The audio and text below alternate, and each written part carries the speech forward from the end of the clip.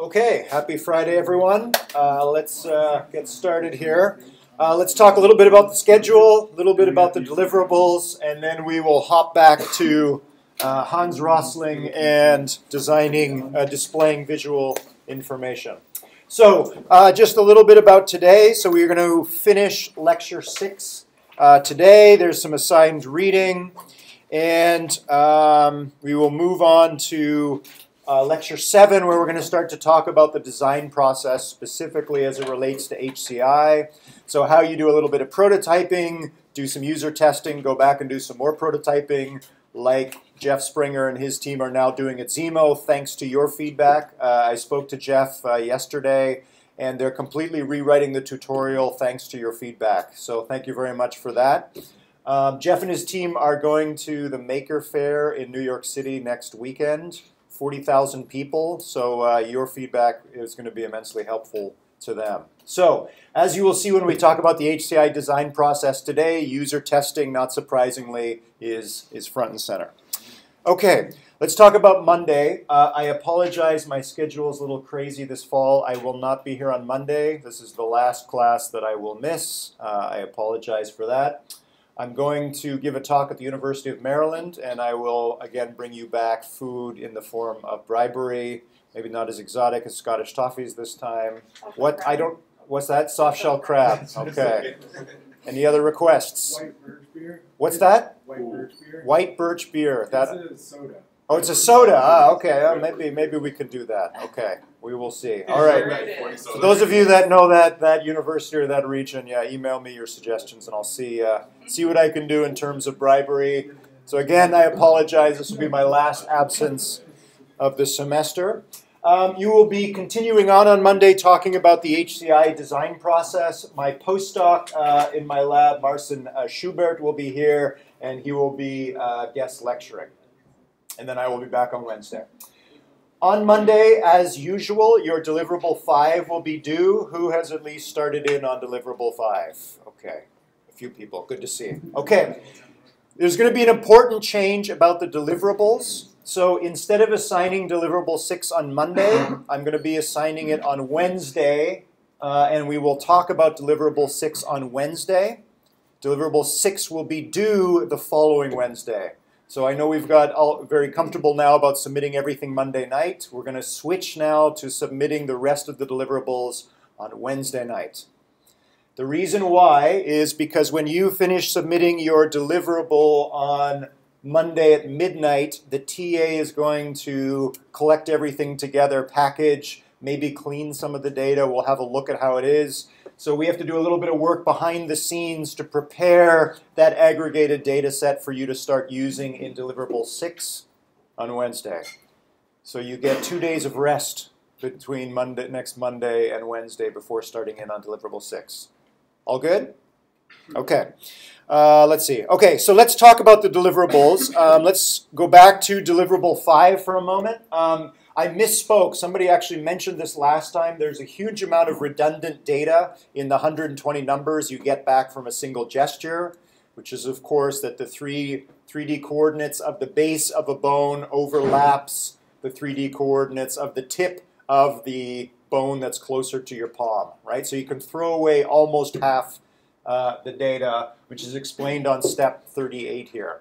So when you finish cleaning the data, when you finish reducing the data, after you finish step 38, you should have reduced your 120 numbers down to 30 numbers. If you have more or less than 30 features, something's gone wrong in the reduction. So make sure that you do have 30 features when you finish step 38. Sound good? Okay. Any other questions that have come up in working on deliverable 5? So far, so good? Okay. Like I said, I'll talk about deliverable 6 on Wednesday, but just to give you a sneak preview, which might be helpful for deliverable 5, these are the students from last year. These are not their grades. These are their prediction accuracies. So I'm going to put up deliverable 6. I haven't put it up on Blackboard yet. I'll put it up when I get back to my office. So you can kind of look at the sorts of numbers your you're looking for. So each row here, you can see a student from last year, the 2 digits they were assigned. You can see what things look like, prediction accuracy before cutting or reducing the data, after cutting and after centering. What's the general pattern you see in this data? What's that? It goes up, right? So it helps. So again, I can't tell you what kinds of prediction accuracies you're going to get for your specific digits. It depends on your machine. It depends whether there's a light over your computer. It depends on the size of your hand, whether you're a lefty or a righty. Do you wear jewelry? Hard to say, right? But if you have a look at this table in Deliverable 6, which I'll put up after class, you can sort of get a feel for where you should be, more or less. All right? Yes? Just a question about that outlier. Which one is the outlier?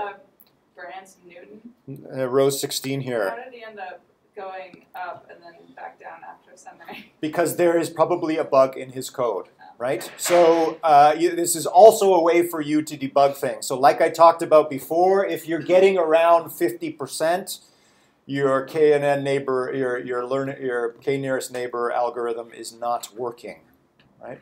You should be doing significantly better than 50%. Did you have a question? Well, I think the bigger outlier was 9.7. Yes. Yeah. What happened here? I am not sure. Okay. 100% is also worrying. It's hard to say here whether this is correct or not. Remember, this is real data from the real world. If you're getting 100%, okay, maybe, but it's quite unlikely. Depends. It depends on how cleanly you present the data. So if I have the digits 2 and 3, and I'm very clear, I make sure that when I'm recording the data, it's very, very clean, and then record 3 and it's very, very clean, I might be able to get to 100%. But if you're doing this and this, I doubt you'll get 100%. Okay. Again, this is a little tricky, hard to figure out what you should be getting. We're just aiming for over 50 after we clean it up. You should be aiming for these kinds of numbers. Okay, Let's say a couple people at 29 to 38. Yeah. 38 to 91. Yeah, that suggests to me that something is not right here. Now, actually, I take that back. That's 6 and 8. Look carefully at these numbers. Those are the ones. This is a good one about thinking about packed analysis, right? Thinking about the actual physical context here. This might actually be correct. How could this be correct? Where do you see the big jump here? What's that? After centering. After centering. So that's a hint. What might have been going on? So when Eric was recording his training and testing data here, what might have happened? Might have been going like all over the place. Might have been going all over the place, right? Or even worse, so Eric records his training data for digit 2 over here, and then does his 3 or whatever, or let's say, so he does 6 over here, and then records the test data for 6 over here, right? That's going to be pretty hard because remember that your k-nearest neighbor is trying to use your training data to predict new unseen data. If it's in a completely different position, or like you say, Eric was waving his hand all over the place, who knows? It might be very different, might maybe very difficult. The moment you center everything, you might have removed that dimension of diversity, right? Some of you have the same digit, so student A among you may have recorded 2 over here, and student B may have recorded the same digit 2 over here, right? In which case, when we put all that data together, and in Deliverable 6, when you train KNN on the entire class data set, it's going to do terribly, right? So we want to make sure that, we center the data and clean it up. My other question is, some of the data goes down after cutting. Should we not panic? Because that can happen. Yeah, that's true. Yeah, it may be the case. I don't know. I can't think of a good reason for that. Of the 39%. Yeah, that looks like that's another good example. So it suggests to me here that they may have cut out non-redundant data, right? So you need to be very careful in steps, whatever it is, 35, 36, 37, and 38, where you're removing redundant data. You need to know exactly how to select the right rows, columns, slices, and cubes in a NumPy 4-dimensional array. If you grab the wrong information, you're throwing the baby out with the bathwater, right? Information that might actually be useful to KNN for prediction. So this is actually a good discussion because, again, your code may be running correctly, but you need to learn how to look at these prediction accuracies and figure out, is prediction accuracy low because there's a bug in the code, or did I record noisy data? Can you work backwards from unexpected prediction accuracies to errors in your code? I can't tell you how to do that. I can only give you sort of general strategies about how to attack this problem. Right? But generally what you should be seeing is, even with, before cleaning and centering, assuming you've given your system pretty clean data, it should be doing pretty well. Right? These 30 numbers are going to be pretty different from these 30 numbers. Right? So you should be getting over 50% more or less for before cutting, and way over 50% after, and especially after centering. All right? Okay. Okay, so that's deliverable 6, which again we'll talk about in more detail on next Wednesday when we have all of your data collected together. Okay, so let's go back to lecture. We were working our way through lecture 6 on displaying visual information. We're dealing with the data flood, right? Huge amounts of data out there. We want to create pretty pictures of this data, but we don't want to just create pretty pictures. We want to create pictures that help certain people to reach certain goals. They're trying to use your data to figure something out. Okay.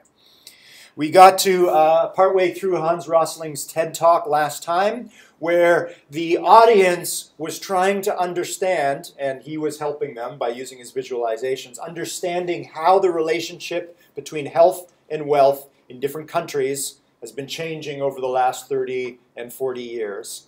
And what I've asked you to look for in particular are these visual metaphors, right? This is a lot of abstract stuff.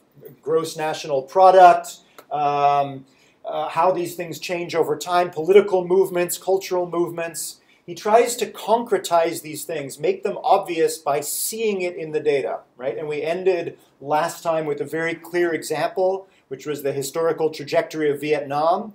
That particular line that he showed had 2 inflection points in it. So the slope of the line suddenly changes, which corresponds to a sudden cultural shift in that country. And those 2 cultural shifts, the first one was women started to promote family planning in rural villages, and then a couple of years later, Vietnam threw off communism, right? Sudden cultural shifts. The metaphor is a connection between this geometrical property, sudden change in slope, and an abstract concept, which is sudden change in the culture of that country. That's a visual metaphor. Okay, we're going to watch part 2 and 3. Keep your eye out for more of those metaphors. We heard it in other forms. And who are these? Where are the different countries? I can show you Africa. This is Africa.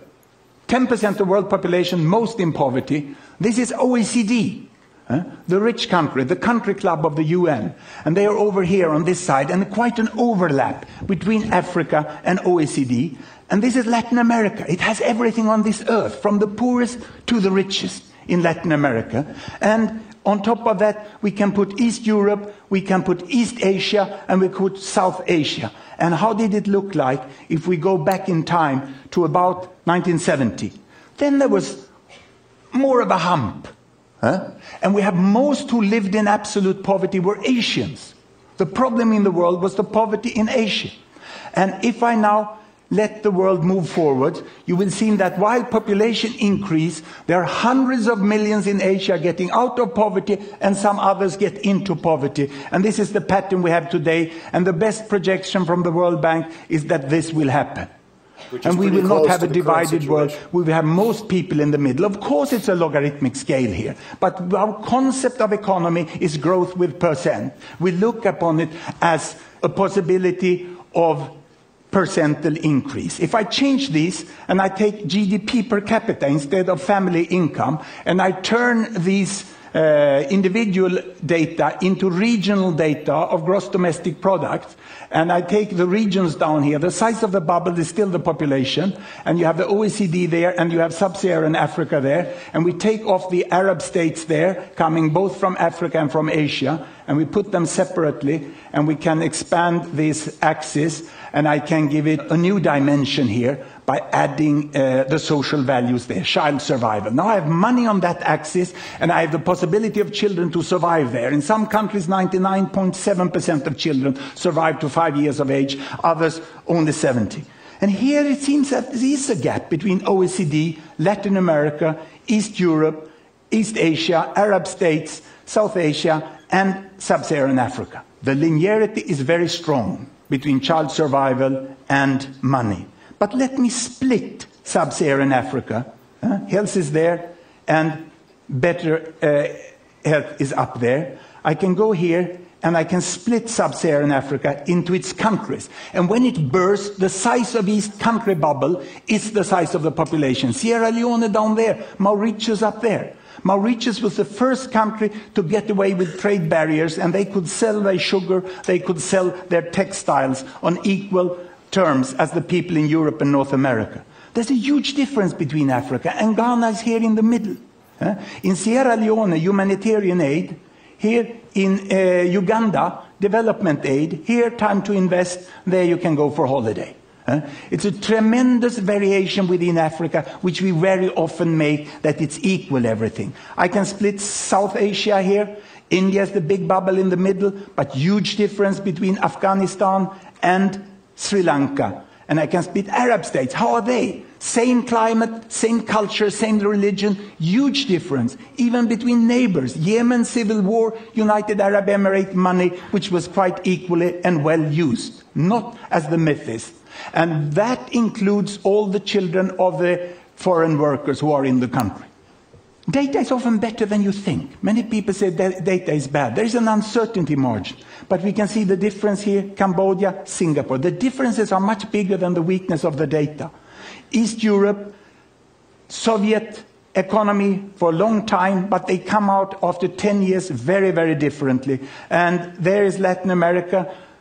Today we don't have to go to Cuba to find a healthy country in Latin America. Chile will have a lower child mortality than Cuba within some few years from now. And here we have high-income countries in OECD, and we get the whole pattern here of the world, which is more or less like this. And if we look at it, how it looks the world, in 1960, it starts to move, 1960. This is Mao Zedong. He brought health to China. And then he died, and then Deng Xiaoping came and brought money to China and brought them into the mainstream again. And we have seen how countries move in different directions like this. So it's sort of difficult to get an example country which shows the pattern of the world. But I would like to bring you back to about here at 1960. And I would like to compare South Korea, which is this one, with Brazil, which is this one. The label went away for me here. And I would like to compare Uganda, which is there. And I can run it forward like this. And you can see how South Korea is making a very, very fast advancement, whereas Brazil is much slower. And if we move back again here, and we put on trails on them like this, you can see again that the speed of development is very, very different. And the countries are moving more or less in the same rate as money and health. But it seems you can move much faster if you are healthy first than if you are wealthy first. And to show that, you can put on the way of United Arab Emirates. They came from here. A mineral country. They catch all the oil, they got all the money, but health cannot be bought at the supermarket. You have to invest in health. You have to get kids into schooling. You have to train health staff. You have to educate the population. And Sheikh Zayed did that in a fairly good way. And in spite of falling oil prices, he brought this country up here. So we got a much more mainstream appearance of the world, where all countries tend to use their money better than they used in the past. Now, this is more or less if you look at average data of the countries. They are like this. Now, that's dangerous to use average data because there's such a lot of difference within countries. So if I go and look here, we can see that Uganda, that today is where South Korea was 1960. If I split Uganda, there's quite a difference within Uganda. These are the quintiles of Uganda. The richest 20% of Ugandans are there, the poorest are down there.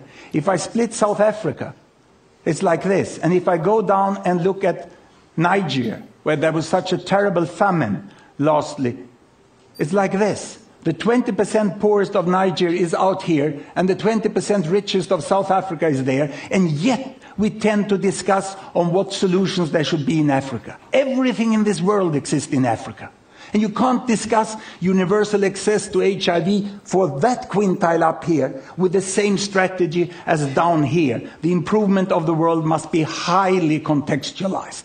And it's not relevant to have it on regional level. We must be much more detailed. We find that students get very excited when they can use this. And even more... Okay.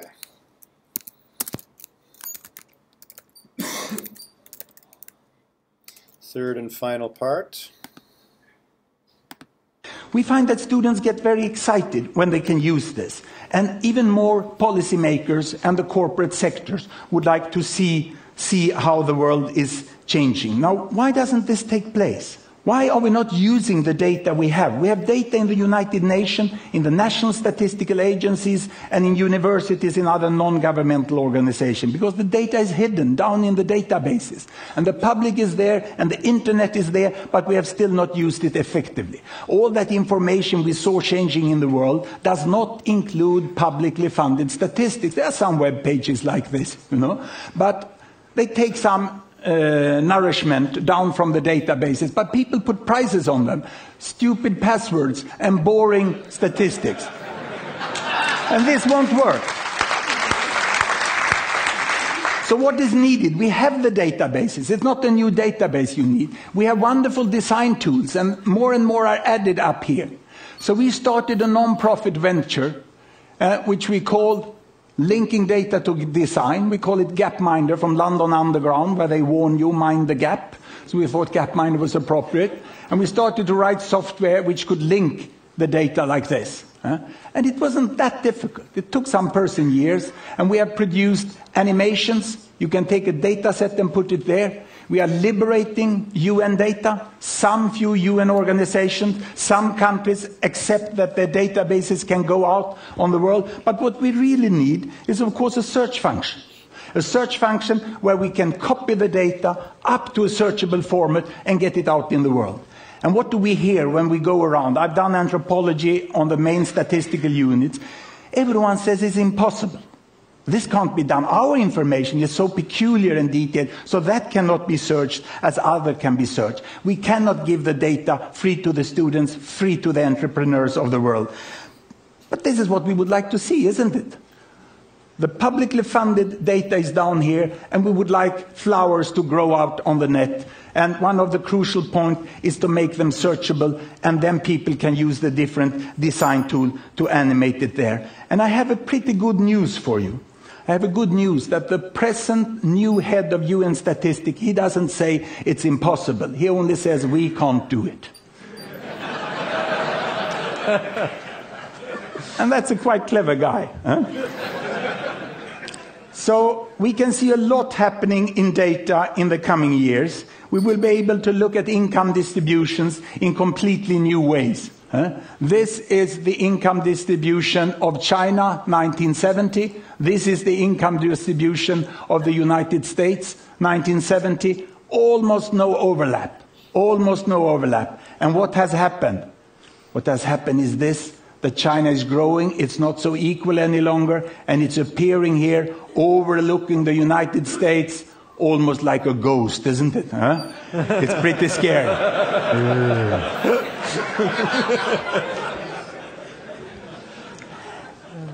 But I think it's very important to have all this information. We need really to see it. And instead of looking at this, I would like to end up by showing the internet users per 1,000.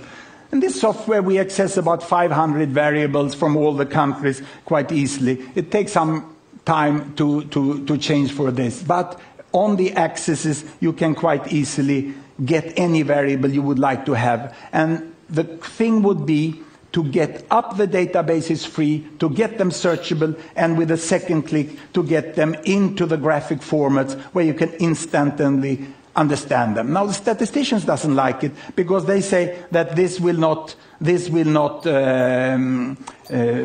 show the reality. We have to have statistical analytical methods. But this is hypothesis generating. I end now with a world there the internet are coming, the number of internet users are going up like this. This is the GDP per capita, and it's a new technology coming in, but amazingly how well it fits to the economy of the countries. That's why the $100 computer will be so important.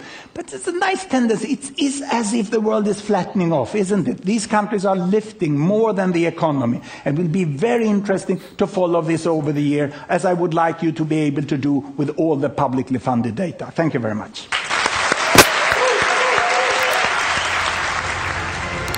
Okay, how is the open data revolution going? Rosling was one of the first back in early 2000 to say data should be liberated, should be easily searchable. 13 years later, how is that going? More privatized. More, it's gone in the other direction. Try Googling the Vermont economy versus New Hampshire economy, visualization or data or what have you, right? Whatever you're going to get back, it's probably one of these ugly spreadsheets or a blog or who knows what, right? So the fight goes on for open data. Hopefully we'll get there someday. Okay, aside from the open data revolution, let's get back to visual metaphors. Which ones did you see in parts 2 and 3 here? You had the circle splitting to convey specificity. Absolutely. And what was the point? So why did he do that? What was the point he was trying to make with those bubbles that were bursting? That within a larger group, there's differences that you can observe. Absolutely, right? So exactly. So Rosling was kind of skewing his talk for policymakers, right? If you're trying to create a public health initiative for Africa, you can't talk about Africa, right? If you look at the mean GDP of Africa, it's here, but that doesn't tell you much. Why? That was the point he was trying to get across. Why that specific visualization of bursting bubbles? Why not some other way of showing the fact that means or averages can be misleading? I think one of the better things he did is maintain the total area. So you kind of visualize the total area of the bubble and then bursting into smaller bubbles that add up to the same total area. That's right. So you're clear that he was talking about roughly how many people he was talking about, right? The size of bubbles was always carrying the same metaphor, which was population. So that was useful. But why this specific animation of a bursting bubble? It was pretty intuitive that if you burst something and something comes out, that those are subtypes of the initial thing that popped. Exactly. They belong to it, right? Yeah. Exactly.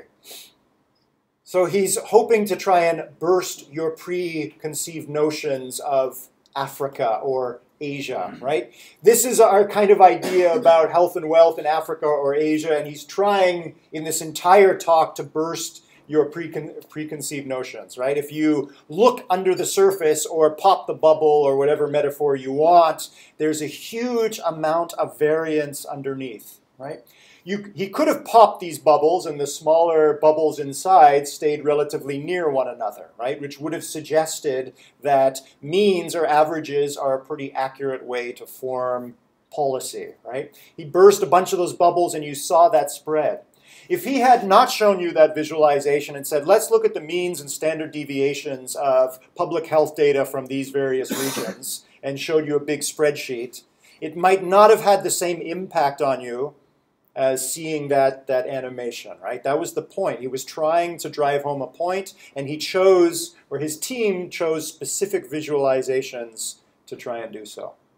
Okay, so we saw these sudden inflection points, which show that changes in health and wealth can change from one year to the next, even in relatively big countries. Means can be misleading. What other metaphors did you see?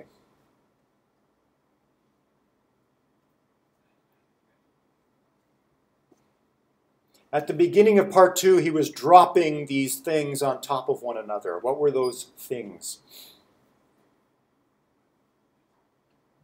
The distribution of how much people are making in each country? Absolutely. So each one of those was a density distribution, right? How many people made this amount of money, right? So a density distribution is, again, a relatively abstract mathematical concept, but looking at the shape of it, you get a pretty good idea of what it looks like, right? So a bimodal distribution, meaning there's two humps, the rich and the poor, right? You can kind of see it.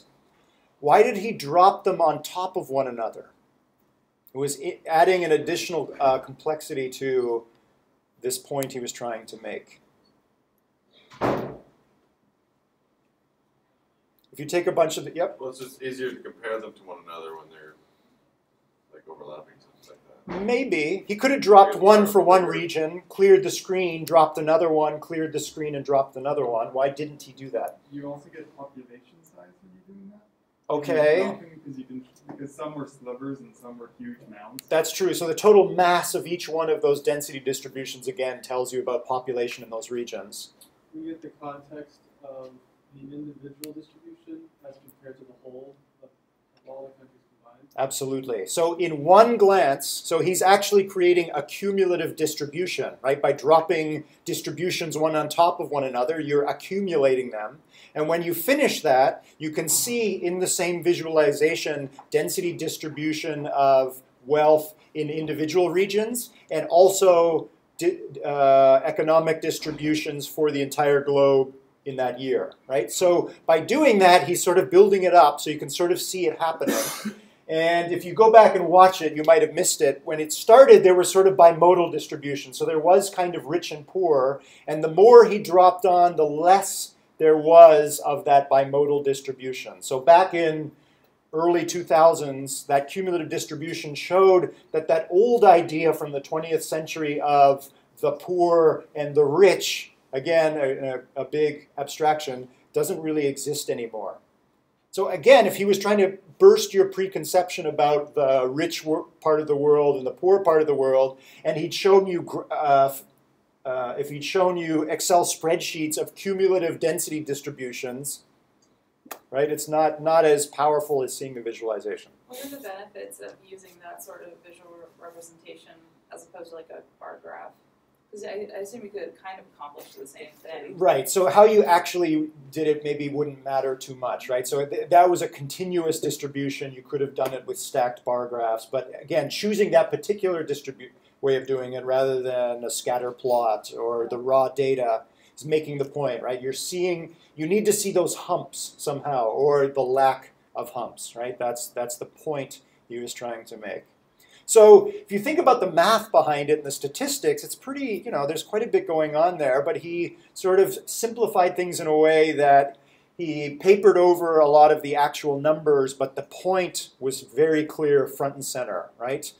Multimodal distributions giving way to a lack of multimodality. Okay, so you can tell that I'm a Rosling fanboy. I think he's fantastic in terms of information design. This is an old TED video. I think he has one from a new one from last year, 2 years ago. You can go and watch. He's a master of this idea of information design, right? Taking a huge amount of what may be for a lot of people boring statistics, right? Health and wealth in different nations, and bringing it to life with the visualization where the point is very clear. Okay. Let's move on. Okay, we also talked about another fellow who was a founding father of information design, Edward Tufte. I passed around his first book last time, The Visual Display of Quantitative Information. We're going to talk in the rest of Lecture 6 here about 3 of his books. And he summarized these first 3 books that he wrote as the first one being about pictures of numbers, so taking spreadsheets and creating visualizations from them.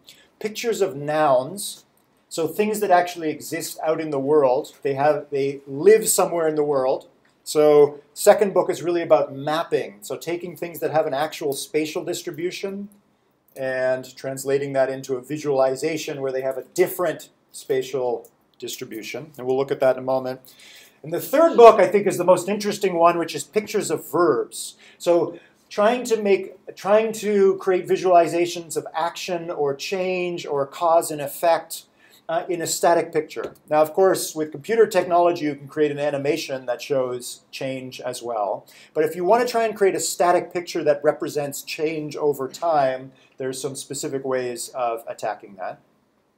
Just for fun, he also wrote a book called The Cognitive Style of PowerPoint. Tufte is not a big fan of PowerPoints. It biases you towards a particular kind of thinking, which is this hierarchical thinking, right? We've got a huge slide deck for this class, and we work our way through bits of it from one class to the next. Anyways, if you're interested in the pros and cons of PowerPoint, that's a good one to flip through. Okay.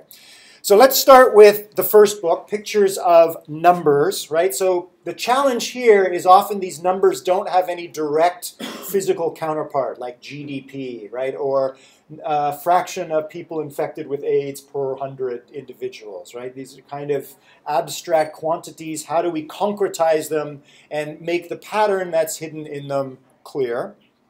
So obviously we're going to look at visualizations rather than the raw data, but also thinking about doing this in an interactive manner, right? So Gapminder is all about slider bars and clickable interfaces and so on. So you can actually change the interaction, the visualization, you can interact with it, and interact with it in a particular way. So back to people conducting activities. If you see a visualization in Gapminder, that may cause you to form a hypothesis. And he mentioned a number of hypotheses in his talk. What were some of them? Things, social or cultural dynamics that might have been suggested by the data or the visualizations that he was showing you. So he mentioned at one point, we'll come back to this at the end of this talk, that countries that are healthy first tend to do better than countries that are wealthy first, right? What does that mean? I'm going to show you how to do that. So how to explore that hypothesis in the data. So you see something in the visualization, you form a hypothesis about why countries might change in terms of health and wealth. You dive back into the visualization by changing it and looking for additional evidence to prove or disprove your hypothesis. So a good visualization, if you're doing this on a computer, is this active process, giving your user the ability to interact with the data. Yes? Could you say prove or disprove, for example, if you were trying to figure out the health in Africa, like you could kind of figure out, okay, the rate of malaria, like the rate of AIDS, the rate of African sleeping sickness. Is that what you mean by that? You could visually represent that overlap? Yes, exactly. So, right, so most countries in Africa have not been able to improve their economy because they're not healthy, right? They're to the left of most of the pictures in Gapminder. But what do we mean by healthy? Is it because of the AIDS epidemic? Is it something else? So you can then go back and try and regraph the information, not with some global metric of health, but put in just sufferers of malaria. So it's contextual. It's contextual, right? You're diving down into specific hypotheses. What is it about health in those countries that are holding back their economy? That's the idea. Okay. All right, so let's go back to Gapminder for a moment. One of the great things about Tufte's first book, he goes through a lot of visualizations like scatter plots and cumulative distributions and so on that you might be familiar with. But all the way back in the 80s when he wrote this book, he was already starting to think about scale. How would you start to display huge amounts of data? So if we have data of, for example, carbon dioxide emissions and population for lots of countries and more countries, that's fine. We can just drop this on the plot. But what if the size of the data set increases in terms of dimensionality, or in our case, the number of features, right? So the actual observations we make of these individual countries. So you can plot any two health or wealth metrics on Gapminder, and they have a huge number of them. but we're seeing them one after the other. Is there a way we could expand this visualization so you could see the relationships between 3 health or wealth metrics, or 4 or 5? How might you go about doing that? So this is showing you a relation between 2 of them. What if we wanted to go up to 3? You could, I guess you could code the bubbles, like do like squiggly lines would mean something, you know, triangles would mean something. Right, we could do that, right? So there are actually 4 variables here: the color of the circles and the size of the circles, right? So we could start to add additional visual detail that would add actually a 5th and a 6th feature. What else could we do? You add another axis, like a z-axis. We could add another axis and get into 3D visualizations, which is okay. What's the problem with 3D visualizations? Which hopefully you've already started to realize with your 3D animation of the hand. Did you have an idea? I was just going to say, if you're viewing it on a screen like this, if you have 3 axes, it's kind of hard to really pinpoint where it really. Yeah, it's hard, right? So again, it's projected into a 2D. It's projected ultimately into a 2D surface. You get occlusion, right? You get circles that are behind other circles. You want to kind of rotate the cube that contains the data. It's never really a good way to do it. We can plot things in 3D. It's hard to see patterns in 3D visualizations. One of the interesting visualizations that Tufte introduces this idea of a rug plot. So let's stick to 2D. Here are 2 axes here, and it may be hard to see in this picture, but he's put 2 visualizations next to one another, and the horizontal axis, or sorry, the vertical axis in both of these is the same, which I can't see on my screen. Can you see here? Child mortality.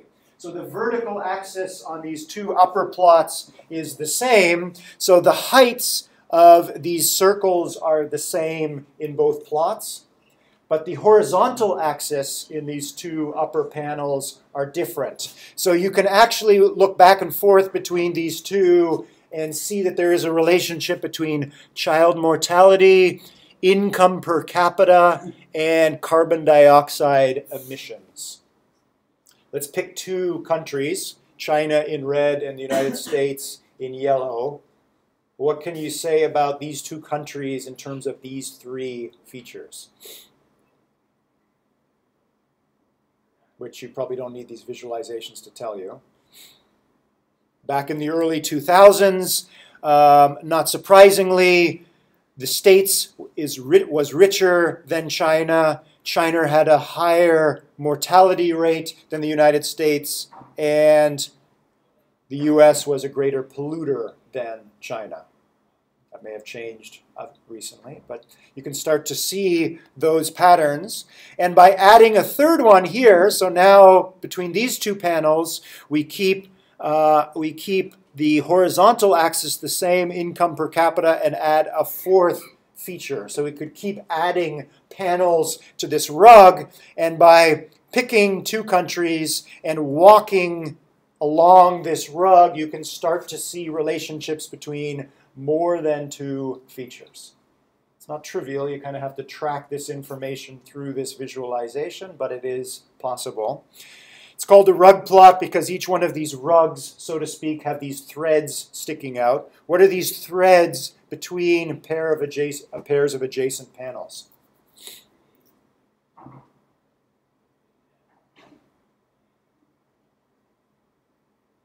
They're giving you additional information here. Tufte taught us you never want to waste any ink, right? Look at the distribution of points in each of these panels, and then look at the distribution of threads here.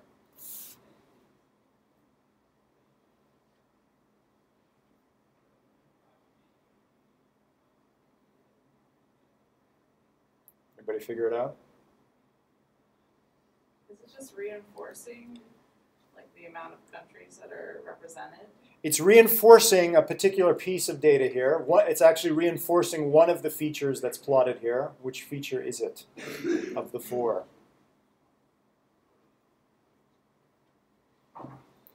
if you look carefully, there's a clump of threads down here which corresponds to a clump of circles down here, and a clump of threads up here corresponds to this clump here. So it's actually taking the heights of these points and drawing it with these threads, and the height of the points in these two panels represents the child mortality. So it's showing you, not unlike those, it's showing you a density distribution, basically, of child mortality. So you can see this is actually a one-dimensional visualization here, showing you the distribution of child mortality among these countries. It should be the same year. I apologize, I pulled out 2002 instead of, I should have pulled out 2004. Okay, so a lot of information here we can look at, and again, here's a distribution along this axis, which is income per capita. One of the biggest challenges in information design is the information itself usually lives in a high-dimensional space. This is showing just 4 health and wealth indicators. Gapminder has several hundred. So you probably wouldn't create that big a rug plot, but how do you plot in 2 dimensions very high-dimensional data? You're already coming up against this challenge in your deliverables, right? And a still open challenge in information design. This is a fun one. The first time I made this slide was way back in 2007, the week after the recession really kicked in. How would you visualize the recession? You've always got the ticker tape thing, right? The S&P index.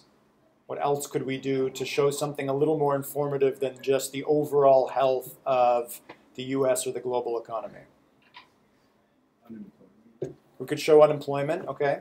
Yeah, I was gonna say you could do like actual picture representation of like the house and how many people are like forced out of their houses, or okay. how many people are like, you know, have their possessions taken away or unemployed, like you said. Right, so we could try and concretize these abstract numbers, right? How many people are losing their homes, how many people are losing their jobs. This is known as a tree map visualization, which tries to do more or less the same thing that Rosling was doing when he was layering or creating this cumulative distribution. A tree map will show you information at different resolutions because it's hierarchical. So the entire rectangle here represents the American economy. So we get a global picture, or a national picture in this case. At the next level down, these large rectangles outlined in gray represent different sectors of the economy. And then the smaller boxes inside any one of these sectors, what do you think they represent? Markets. Not quite. So we've got these larger rectangles representing different markets. What do the smaller rectangles represent? Sorry? Large corporations. Large corporations, right? So again, a good visualization should be pretty intuitive. Once you get the idea of a tree map, which is hierarchically organizing information, you can start to figure things out, right? What would you expect at the top, middle, and lowest level of this hierarchy? Does the color gradient in this mean anything, or is it just to distinguish between the different? You bet the color means something, right? So again, no ink is wasted here. Let's do size first. What does the size of these rectangles represent? How much money they make, right? The trading volume of those companies. Again, it's pretty obvious, right? What do you think the color represents? They're still in business or not. What's that? Yeah, how they're doing business. How they're doing business-wise? What do you think? Lost. What's that? How much money they've lost? How much money they've lost, yes. Market value. Profits and loss. Which color represents profit and which color represents loss? Green is profit, Red red is is loss, loss. black is profit. How did you know that? Right. Previous knowledge. Previous knowledge, right? Again, we talked about this. It's got Black Friday, it's you're Yep. in black. Yes. I always thought Black Friday meant it's like black, terrible, stay away. It's, It is. well, anyways, okay. So again, right, you have an expectation that green is good and red is bad, or green is go and red is stop. Makes sense, right? I actually hid the legend here from you. You don't need it, right, for a good visualization. Okay, so this was averaged over March of 2006 to 2007. I'm going to show you on the next slide, and then we'll finish for today. I'm going to show you just what things look like on March 3rd, 2007. You might have the slides in front of you, but if you don't look at the slides, what do you think you're going to see on the next slide? A lot more red, right? Okay, we will pick this up here. Marcin will pick this up on Monday, and we'll talk about Deliverables 6 on Wednesday. Have a good weekend.